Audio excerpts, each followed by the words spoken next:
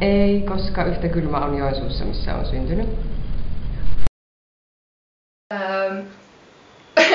I don't know what I'm gonna say. Kun mä täytin 18, niin mä muutin Australiasta Rovaniemelle ja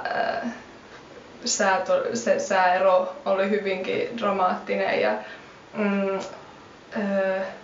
muistan, että mä ajattelin, että Rovaniemi on ihan tuppukylä, että täällä ei ole ketään ihmisiä ja porot kävelee keskellä katua ja sitten en mä tiedä mikä muuttui ajan kanssa, mä kuitenkin se oli kesäaika kun mä muutin tänne, että ei tää ollut vielä paha, että silloin oli ne yöttömät yöt ja se oli kyllä tosi kaunista ja silleen, mutta olihan se shokki. Ja varsinkin sitten kun tuli talvi ja -30 astetta pakkasta ja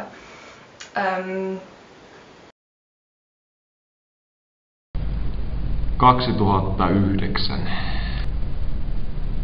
Ilma oli kylmempää silloin, koin ilman kylmemmäksi, mutta en mitenkään erityisen.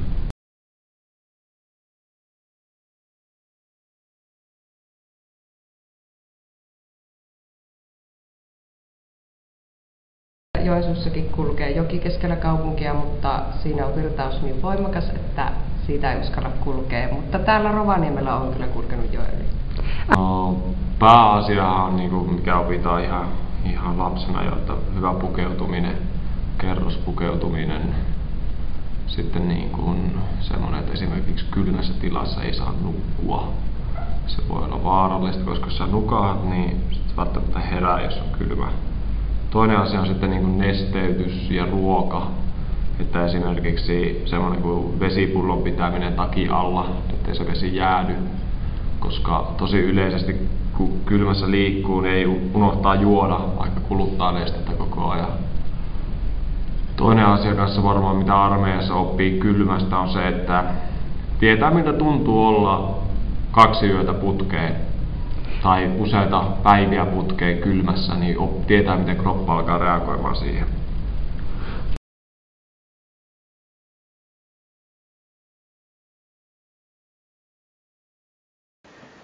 En mä tiedä. No sit kun me sitä joskus sitten totta kai käytetään niin kuin oikoteitäkin. Joo, kyllä. Se on hirveän yleistä talvella meillä, että ihmisiä hukkuu jäihin, mutta ne yleensä tapahtuu niin, että ihmiset on vaikka pilkillä, eli talvikalastusta harrastamassa tai moottorikelkkailemassa, niin silloin tapahtuu näitä jäihin tippumisia. Että kyllä se ehkä pienestä asti on ollut pikkasen sellainen pelottava asia kulkea pitkin jäitä.